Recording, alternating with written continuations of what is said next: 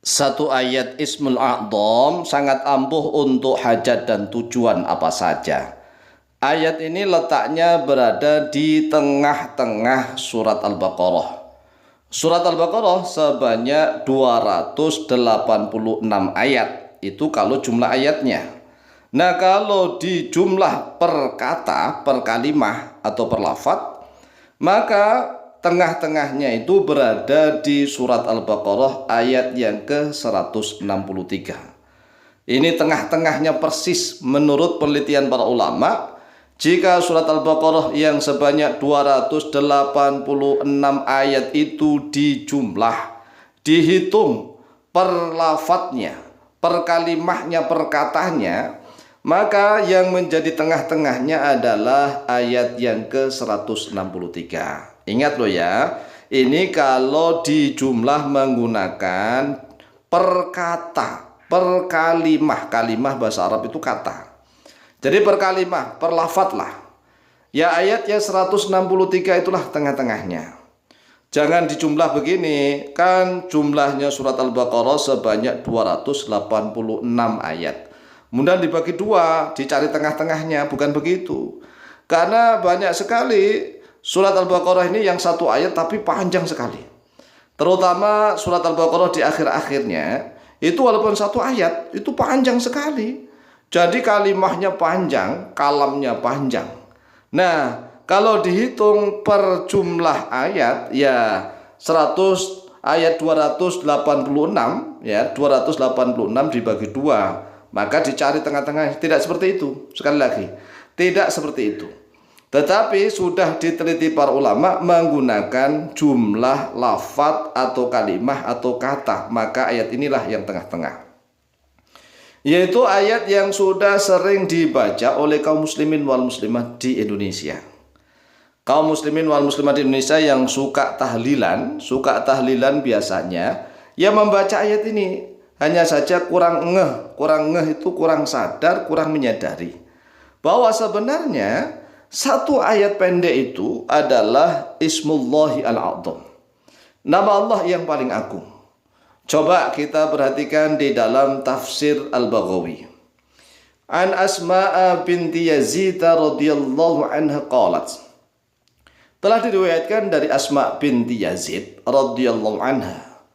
Qalat, berkata oleh beliau, sami'tu Rasulullah sallallahu alaihi wasallam yaqulu.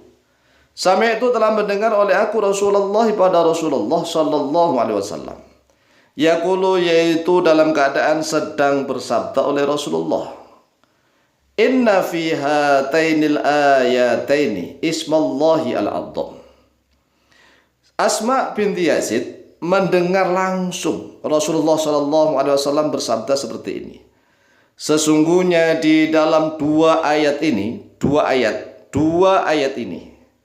Ismallahi al-A'dham, ada nama Allah yang paling agung, ada nama Allah yang teragung.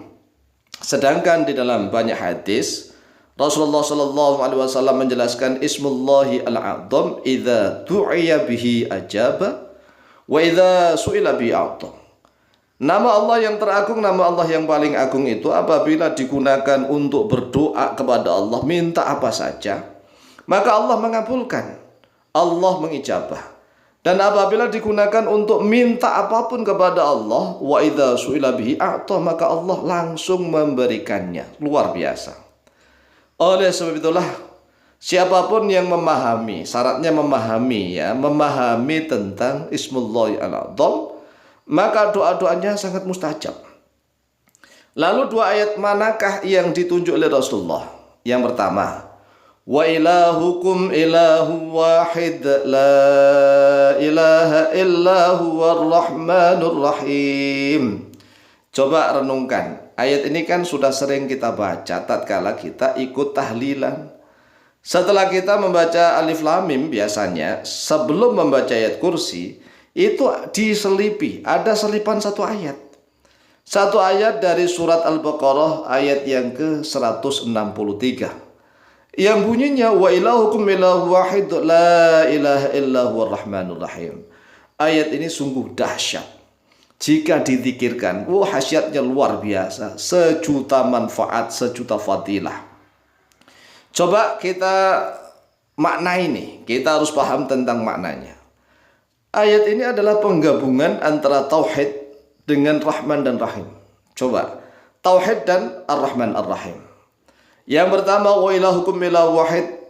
Tuhan kalian ilahun, yaitu Tuhan wahidun yang satu. Lah, menggunakan kata wahidun satu itu beda dengan ahad. Wahid dan ahad itu dua hal yang berbeda. Kalau dalam surat Al-Ikhlas, qul huwallahu ahad, pakai ahad. Sedangkan di sini menggunakan wa ilahukum ilahu wahid, pakai kata wahid. Siapa Tuhan yang wahid itu? Yang maha satu, yang maha awal, maha pertama. La ilaha illa huwa. Tiada Tuhan yang berhak disembah, yaitu mawjud illa huwa, kecuali Dia. Nah, Dia ini siapa? Coba, Dia ini siapa? Kemudian disifati oleh Allah Jalla Jalaluh. Allah menggunakan sifat Ar-Rahmanur Rahim. Ar-Rahmanur Rahim. Coba kita renungkan lagi. Dua sifat Ar-Rahman dan Ar-Rahim ini dipakai di dalam basmalah. Bismillahirrahmanirrahim. Kemudian di dalam ayat ini digunakan untuk redaksi tauhid. Wa ilahukum ilah wahid. La ilaha illa huwa. La ilaha illa huwa. Kemudian disifati Ar-Rahmanur Rahim. Ini kalau dizikirkan, Masya Allah, luar biasa. Untuk tujuan apapun, hajat dan tujuan apapun, sangat mustajab, sangat ampuh. Nah, masalahnya selama ini kita sering ikut tahlilan, tetapi nggak sadar kalau ini adalah Ismullahi al-A'zam. Kemudian ayat yang kedua yang mana? Kan kata Rasulullah mengatakan dua ayat. Nah, ayat yang kedua yaitu wa Allahu la ilaha illa huwal hayyul qayyum. Ini ada di dalam ayat kursi. Ayat kursi di dalam surat Al-Baqarah juga, yaitu yang ke-255. Ayat kursi awalnya doang, Allahu la ilaha illa huwal hayyul qayyum. Makanya kita sering memberikan ijazah itu ya hayyu ya qayyumu, ya hayyu qayyumu. Karena memang Ismullahi al-A'zam tersimpan di dalam ini. Allahu la ilaha illa huwa al-hayyu al-qayyum. Sedangkan yang pertama wa ilahukum ilahu wahid la ilaha illa huwa ar-Rahmanur Rahim. Coba bayangkan. Nah, ayat yang kedua ini Allahu la ilaha illa huwal hayyul qayyum ini tidak hanya di dalam surat Al-Baqarah. Tidak hanya di dalam awalnya ayat kursi, tetapi juga ada di awalnya surat Ali Imran. Allahu la ilaha illa huwal hayyul qayyum. Coba lihat awalnya surat Ali Imran. Hadis ini diriwayatkan oleh Imam Baghawi di dalam kitab tafsir beliau. Rawahu al-Baghawi fi tafsirihi. Rawat telah meriwayatkan hubungan hadis al-Baghawi oleh Imam Baghawi fi tafsirihi dalam tafsir beliau. Nah, sekarang bagaimana tata cara mewiridkan surat Al-Baqarah ayat yang 163? Caranya ya diwiridkan, sekali-sekali diwiridkan. Entah itu diulang 100 kali, syukur-syukur sampai 1000 kali. Untuk tujuan dan hajat apapun cukup dinyatakan di dalam hatinya.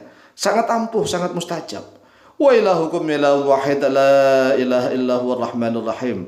Wa ilahukum ilahu wahid la ilaha illa huwa ar-Rahmanur Rahim. Wa ilahukum ilahu wahid la ilaha illa huwa ar-Rahmanur Rahim.